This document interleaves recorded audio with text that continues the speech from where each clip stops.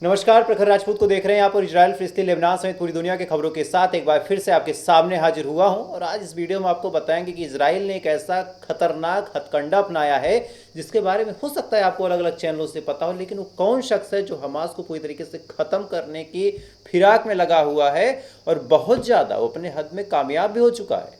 ये बड़ी अपडेट है, इसके बारे में भी आपको बताऊंगा। और साथ ही यूएनआरडब्ल्यू के चीफ ने क्या बड़ा बयान दिया है इजराइल को लेकर, इसके बारे में भी आपको डिटेल में बताऊंगा। और साथ ही इस समय यूक्रेन और रशिया के क्या हालात हैं और उस पर डोनाल्ड ट्रंप ने एक अहम टिप्पणी की है, ये भी बताऊंगा। और गाजा में क्या चल रहा है ये तो आपको लाजमी बताऊंगा ही बताऊंगा। तो बिना किसी देरी के बढ़ते हैं पहली खबर की तरफ। लेकिन इससे पहले कि पहली खबर आपको बताऊं, अगर आप चैनल पर नए हैं तो वीडियो को लाइक कर लीजिए, चैनल को सब्सक्राइब करके अपना प्यार दीजिए, क्योंकि हर दिन हम बड़ी मेहनत के साथ इजराइल, फिलिस्तीन, लेबनान समेत पूरी दुनिया की वो खबरें बताते हैं जो आपको मेन स्ट्रीम मीडिया में जल्दी देखने को नहीं मिलता। खैर, बढ़ते हैं पहली खबर की तरफ। और सबसे पहले आपको एक खबर बताता हूँ। ये खबर 4-5 दिन पहले जब सुर्खियों में आई थी तब लोगों ने इस पर हैरानी जताई थी और सबको लगा था कि इजराइल का महज एक प्रोपोगेंडा है, इजराइल ने बस एक बात बोल दी। लेकिन जब इसकी तह में मैं खुद पर्सनली गया था रिसर्च करते हुए, तब पता चला कि नहीं भाई, इस मामले में पूरी सच्चाई है। दरअसल एक ग्रुप है जिसका नाम है पॉपुलर फ्रंट। ये ग्रुप गाजा के अंदर चलता है। इस ग्रुप का जो मेन ऑपरेशन है ये रफा इलाके में है। और इस ग्रुप को लेके इजराइल के प्रधानमंत्री नेतन्याहू ने कहा था कि हम इस ग्रुप से बातचीत कर रहे हैं और ये ग्रुप जो है वो हमास को काउंटर करेगा। अब लोगों ने जब ये बात सुनी, खासकर हम जैसे लोग जो गजा के अंदर नहीं रहते, गजा की सिचुएशन नहीं जानते, उन लोगों के दिमाग में एक सवाल आया कि भाई क्यों करेगा काउंटर? गजा का है, वो इजराइल से दुश्मनी रखेगा, इजराइल से लड़ाई लड़ेगा, हमास से काउंटर क्यों करेगा? लेकिन जब हम इसकी तह में गए तब पता चला कि भाई एक शख्स है जिसने पूरे मामले को बिगाड़ के रखा है। दरअसल इसका नाम यासिर अबू सबाब है। यासिर अबू सबाब बहुत पहले गजा के अंदर तस्करी करता था, वहाँ पे नशे की चीज़ें बेचता था और बहुत सारी ऐसी इनलीगल एक्टिविटीज़ करता था जो गजा के अंदर मना थी। ये बात जब हमास के लोगों को पता चलती है तो हमास के लोग यासिर को गिरफ्तार करते हैं। गिरफ्तार करने के बाद उसको जेल में डाल देते हैं और तब से लेके साल 2023 तक ये जेल में था। लेकिन इसके बाद जब इजराइल से जंग शुरू हुई और इजराइल ने एयर स्ट्राइक की तो जिस जेल में ये बंद था वहाँ पे भी एक मिसाइल गिरती है, जेल ब्रेक हो जाती है और ये भाग जाता है।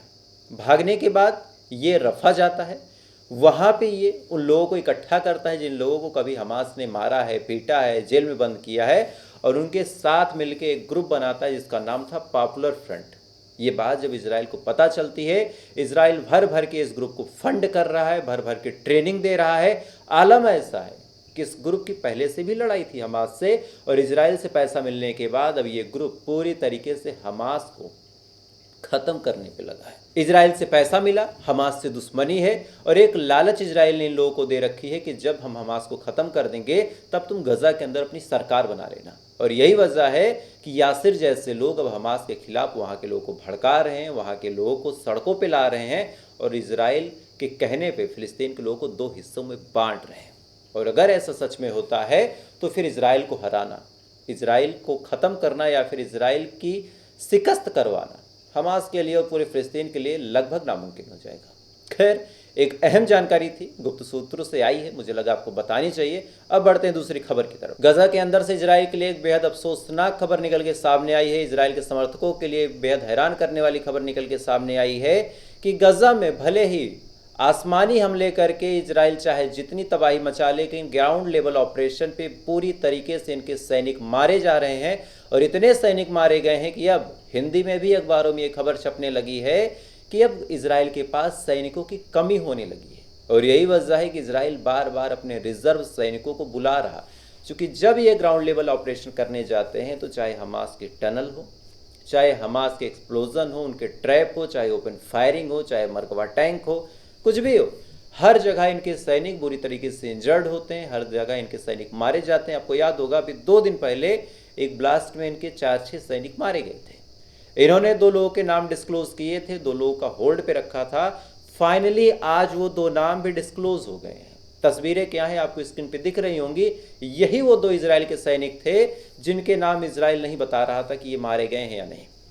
2 के नाम पहले बता दिए थे परसों ही, 2 के नाम होल्ड पे रख रहा था इजराइल कि कभी मौका पड़े तो ना बताया जाए, लेकिन मौका नहीं मिला। मजबूरी में इजराइल को मुंह खोलना पड़ा और बोलना पड़ा कि हाँ, ये दोनों सैनिक भी हमारे मारे गए। लेकिन जहां तक मेरा अनुमान है कि अभी कम से कम ऐसे 10 नाम और निकल के सामने आएंगे इसी एक्सप्लोजन वाले मामले में, क्योंकि कई ऐसे थे जो बुरी तरीके से घायल थे, कई ऐसे थे जो बुरी तरीके से इंजर्ड थे और उनके बारे में कोई स्थैतिक जानकारी नहीं मिली थी। खैर, अगली खबर का रुख करते हैं। यूक्रेन को लेकर डोनाल्ड ट्रंप ने एक अहम टिप्पणी करते हुए कहा और साथ ही ये बात साफ कर दी कि अब यूक्रेन के ऊपर अमेरिका कोई भी मदद की चीज नहीं भेजने वाला।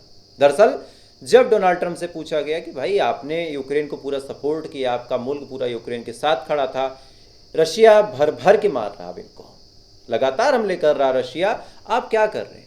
इस पे डोनाल्ड ट्रंप ने कहा कि यूक्रेन ने खुद हमला करके अपने लिए मुसीबत मोल ली और मौका दिया रशिया को हमला करने के लिए, और इसमें हम कुछ नहीं कर सकते। मतलब बड़ा साफ है कि अब पुतिन और ट्रंप शायद हाथ मिला चुके हैं। पुतिन ने बता दिया कि हम आपके रास्ते में नहीं आएंगे, आप हमारे रास्ते में मत आइए, और इसको लेके अब रिपोर्ट निकल के सामने और जो कुछ डोनाल्ड ट्रंप ने कहा, ये यूक्रेन के लिए बेहद दुख भरी खबर है। आप सोच के देखिए कि जिसके दम पे यूक्रेन लड़ रहा था, जिसके दम पे पूरे मामले को आगे बढ़ रहा था, उस पूरे मामले में ही डोनाल्ड ट्रंप ने ठेंगा दिखा दिया। कहा कि भाई तुम्हारी लड़ाई है, तुमने मौका दिया, तुमने हमला किया, तुम समझो। और ये चीज़ें इजराइल के लिए भी लागू हो सकती हैं, आप ये चीज़ समझिए। आज थोड़ा सा फिलिस्तीन कमज़ोर है, आसमानी ताकत नहीं है उसके पास, तो इजराइल मार रहा। लेकिन जिस दिन इनके पास आसमानी ताकत हुई, जिस दिन इजराइल के ऊपर ये लोग हावी हुए, फौरन के फौरन आप लिखित में ले लीजिए, आप साइन करवा लीजिए मुझसे, अमेरिका फौरन पलट जाएगा, इजराइल से कहेगा कि भाई तुमने हमला किया था, तुमने मौका दिया था, तुम अपना समझो।